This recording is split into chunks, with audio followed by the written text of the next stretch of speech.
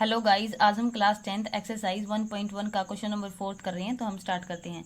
तो question number 4 में हमें क्या दिया गया है, use Euclid division lemma to show that the square of any positive integer is either of the form of 3m और 3m+1 for some integer m।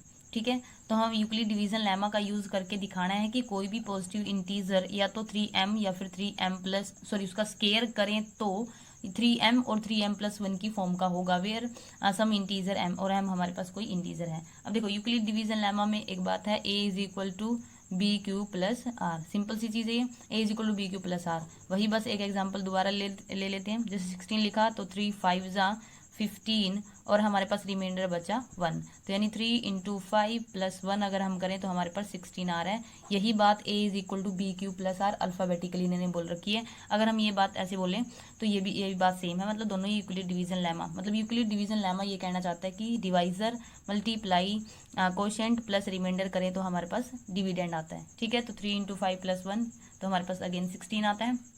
तो देखो ये क्या बोल रहा है, Euclid division lemma to show that square of any positive integer, मतलब किसी भी पॉजिटिव इंटीजर का अगर हम स्क्वायर करते हैं तो हमेशा इस फॉर्म का होगा, ये हमें दिखाना है। ठीक है, यूक्लिड डिवीजन लेमा की हेल्प से। अब देखो यूक्लिड डिवीजन लेमा हमारे पास है a is equal to b q plus r. ठीक है, तो हम लिखेंगे using Euclid division lemma a is equal to b q plus r, ये हमारी फर्स्ट हो गई। ठीक है, अब हमें दिखाना है कि ये बोल रहा है कि a इज इक्वल टू हमेशा या तो 3m होगा या तो 3m+1 होगा। कब? जब यहाँ कोई भी पॉजिटिव इंटीजर होगा और उसका हम अगर स्क्वायर करेंगे।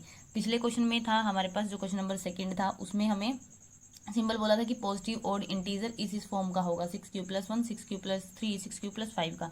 कोई स्केयर नहीं बोला था, सिंपल बोला था। ठीक है, तो अब देखो अब इन्होंने बोला है कि कोई भी अगर पॉजिटिव इंटीजर होगा उसका अगर हम स्क्वायर करते हैं तो हमारे पास हमेशा यही फॉर्म आएगी। ये हमें प्रूव करना है यूक्लिड डिवीजन लेमा की हेल्प से। ठीक है, तो अब देखो अगर हमारे पास 3m+1 दिया गया है, ये हमारे पास कोई भी हमने नंबर लिया उसका स्क्वायर किया, तो हमारे पास देखो b की वैल्यू अगर कंपेयर करें तो b इज इक्वल टू 3 बोल सकते हैं, 3 इंटू एम, यानी इसका मतलब यहाँ हमारे पास जो रिमाइंडर होगा वो 0 बचा होगा।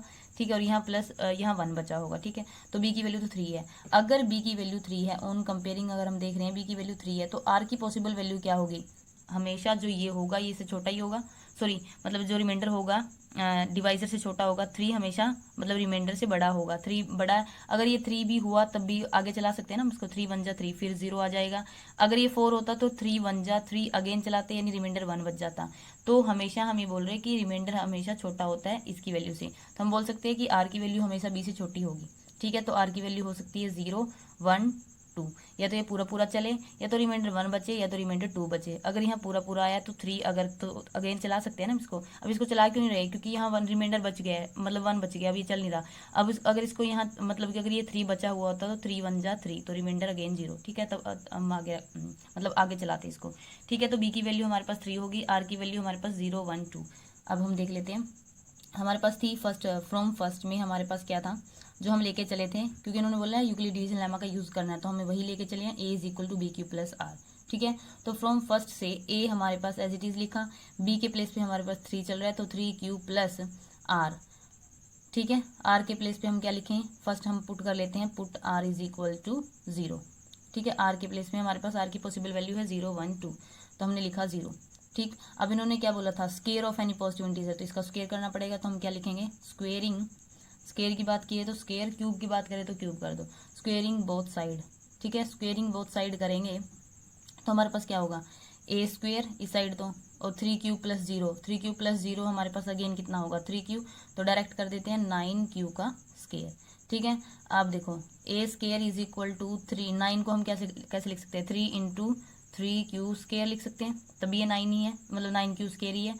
तो a square is equal to, आगे अगर हम लिखें आप स्टेप वाइज लिखना। ठीक है, a square is equal to 3 as it is, इस पूरे नंबर को हम क्या ले लेते हैं m, क्योंकि इन्होंने m बोला है, मतलब n इन्होंने नाम लिया तो हम भी वही ले लेते हैं, तो 3m।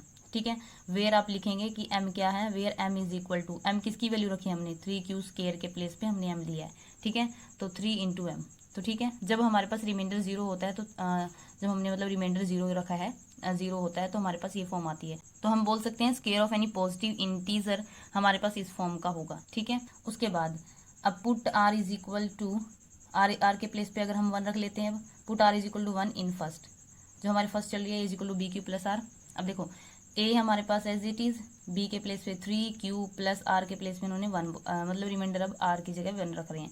तो अगर रिमाइंडर 1 है तो उसके बाद फिर स्केयरिंग करनी है, तो स्केयरिंग बोथ साइड करेंगे क्योंकि स्केयर बोला है, तो a square is equal to 3q plus 1 का होल स्केयर। ठीक है, अब ये तो 3q प्लस 0 3q हो गया, तो मतलब कि सिंपल स्केयरिंग होगी, लेकिन ये 3q प्लस 1 यानी a प्लस बी का होल स्केयर की तरह ट्रीट होगा। मतलब कि ए स्केयर इज इक्वल टू, अब तो हमसे आइडेंटिटी यूज करनी पड़ेगी, तो 3q प्लस 1 का होल स्केयर, तो हमारे पास a प्लस बी का होल स्केयर किसके इक्वल होता है, ए स्क्वेयर प्लस बी स्क्वेयर, और हमारे पास होता है प्लस 2ab। ठीक है, तो a हमारे पास यहाँ क्या है, a हमारे पास है, अगर देखें तो a हमारे पास 3q चल रहा है और b हमारे पास चल रहा है 1। ठीक है, ऑन कंपेयरिंग अब ये फॉर्मूला लगा देते हैं। तो ए प्लस बी का होल स्केयर, ए प्लस बी का होल स्केयर, तो क्या होता है शुरू में ए स्केयर, तो ए स्केयर कौन है हमारे 3q यानी 9q square plus b square यानी प्लस 1 का स्क्वेयर प्लस ये वाला यहाँ पहुँच गए यानी 2, उसके बाद ए क्या है 3q और उसके बाद बी क्या है 1। ठीक है, हमने क्या किया, इसको आइडेंटिटी के अकॉर्डिंग खोला है। ए हमारे पास यहाँ 3q चल रहा है, प्लस के प्लेस पे प्लस चल रहा है, बी के प्लेस पे 1 चल रहा है और स्केयर के प्लेस पे स्केयर है, तो ये आइडेंटिटी ऐसे खुलती है, तो हमने यही आइडेंटिटी का यूज़ करके खोल दिया। उसके बाद तो यहाँ हो जाएगा a square is equal to 9q square plus 1 का स्केयर, तो 1 तो हमें वैसे भी चाहिए, 3m प्लस 1 पीछे चाहिए, तो 1 का स्केयर तो 1, इसको हम यहाँ लिख लेते हैं 1। ठीक है, प्लस में है, इसको आगे लिखो है पीछे लिखो, एक ही बात है, तो 3 2 ज़ा 6q, 3 2 ज़ा 6q, 6q की 1 के साथ अगेन 6q, और ये 1 का स्केयर हमारे पास 1। ठीक है, उसके बाद ए स्केयर इज इक्वल टू, इन दोनों में से मैक्सिमम 3 को मना रहा है, हमें वैसे भी 3 बाहर चाहिए, तो 3 लिया, उसके बाद यहाँ क्या बचेगा 3q स्केयर। ठीक है, 3 3 ज़ा 9, उसके बाद 3 2 ज़ा 6, क्यू से हमें मतलब ही नहीं है तो क्यू अंदर ही रहने दिया, तो 3 2 ज़ा 6 और पीछे प्लस 1 एज इट इज़। इन दोनों में से हमने 3 कॉमन लिया, जो अंदर बचा उसको यहीं रखा प्लस 1। उसके बाद अब देखो 3 एज इट इज़, हमें तो यहाँ m चाहिए, तो इसका नाम हमने ले लिया m और प्लस 1। अब आप लिख देंगे कि वेयर m की वैल्यू हमने क्या उठाई है, मतलब m की वैल्यू यहाँ क्या चल रही है इस केस में 3q का स्केयर प्लस 2q। वैसे भी उन्होंने m क्या बोला था, m कोई भी इंटीजर है, तो इंटीजर किसी भी फॉर्म का हो सकता है, वो इस फॉर्म का हो या फिर जो यहाँ हमने m लिया था वो इस फॉर्म का हो, तो इंटीजर किसी भी फॉर्म का हो सकता है, तो इस सारे को हमने m नाम दिया। तो 3 इसके प्लेस पे हमने, क्योंकि m पूरे का नाम m है तो m प्लस 1। ठीक है, तो इस केस में भी हमारे पास 3m प्लस 1 आया है, इस केस में हमारे पास 3m आया है। अब हमारे पास एक केस बच गया जब r की वैल्यू 2 होगी, तो r की वैल्यू 2 के लिए हमारे पास क्या होगा, तो देखो हमारे पास चल रहा था a is equal to b q plus r, ये हमारी फर्स्ट थी, तो a as it is, b के प्लेस पे 3q प्लस r के प्लेस पे अभी हमें क्या रखना है, put r is equal to 2, 0 और 1 के लिए हमने देख लिया, तो हम अब की बार है 2, r इज इक्वल टू 2। ठीक है, उसके बाद उन्होंने स्केयर एनी पॉजिटिव इंटीजर, तो स्केयरिंग करेंगे बोथ साइड, तो यहाँ हो जाएगा a का स्क्वेयर, यहाँ होगा 3q प्लस 2 जैसे हमने सेकेंड केस में किया है होल का स्केयर, वही आइडेंटिटी a प्लस बी का whole square which is equal to a square plus b square plus 2ab। यहाँ हमारे पास a चल रहा है 3q, यहाँ b की वैल्यू हमारे पास कितनी है 2। ठीक है, तो इसके अकॉर्डिंग हम इसको खोल देते हैं, तो देखो a square is equal to 3q का a स्केयर यानी 3q का होल स्केयर, तो 9q का स्केयर प्लस, अब देखो यहाँ क्या है b का स्केयर यानी b का स्केयर 2 का square 4 plus 2ab, 2 as it is, a के प्लेस पे हमारे पास चल रहा है 3q और b के प्लेस पे चल रहा है 2।